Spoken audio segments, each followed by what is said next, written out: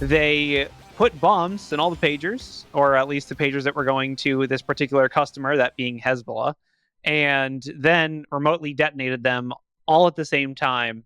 Let's stay away from the political and like ethical things here and more just try to stick to the like logistics and security outcomes of it. The reason they were using these was to try and combat things like their phones being tapped. The craziest part of the fallout, think about it this way, right? Everyone's pager just blew up on them. Now they assume all of their devices, electronic, are just bombs, right? Because they have no way of knowing at this point. And so now they've wrecked their communications for months. Americans are kind of afraid of this now. I can't tell you how many people have said, oh my goodness, the phone in my pocket could blow up at any time. Lithium batteries can heat up. They can catch on fire, but they are not noted for exploding. They removed pieces of where the battery was and put explosives in place, right? So, don't think that now your phone could be a bomb. Let's talk about the Recaptcha Phish. The attackers created issues on GitHub repositories, and then you'd get this email that came from github.com and looked very legitimate. The issue would say there's a vulnerability in your project, and click this link to see more information about it, and then you would go there and you would get this CAPTCHA Phish. As soon as you open up the page, it copies a command, like a whole string of text, to your clipboard, and it gives you instructions to just open up the run box from your start menu and then press Control-V to paste in that text. And then they would go back and they would delete the issue that they had created to kind of cover their tracks. Just altogether a very interesting attack chain and a very interesting technique for bypassing things like EDR and getting a payload executed in a novel but very simple way. Most developers just ignore pull requests and issues, so this should be fine.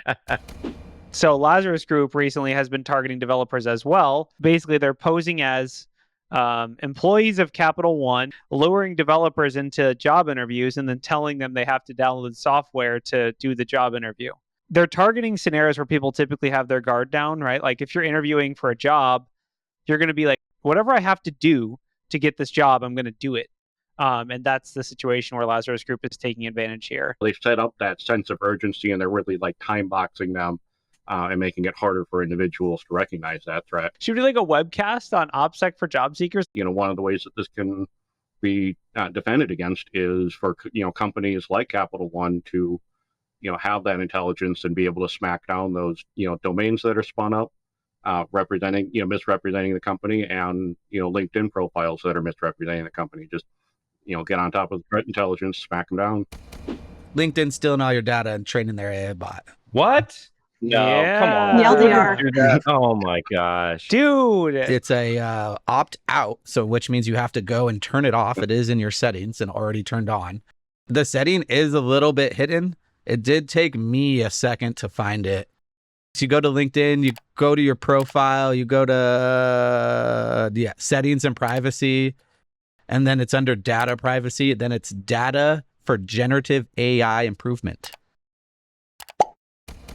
Disney's Slack was breached. It was like terabytes and terabytes of data that got leaked online, all kinds of like sensitive or should be sensitive conversations. They said that they are dumping Slack for sure. They publicly announced but they didn't say where they're going. They did not say where they're going, no. Because Discord. Why would you tell your adversary what the next thing to target is?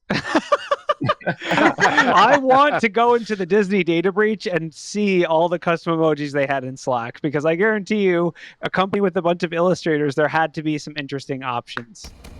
The FTC came out with this report saying how children's data is feeding the AI monster as well. All these huge companies, they're saying, hey, we don't actually have children on our sites, but they do. The children's stuff is explicitly banned.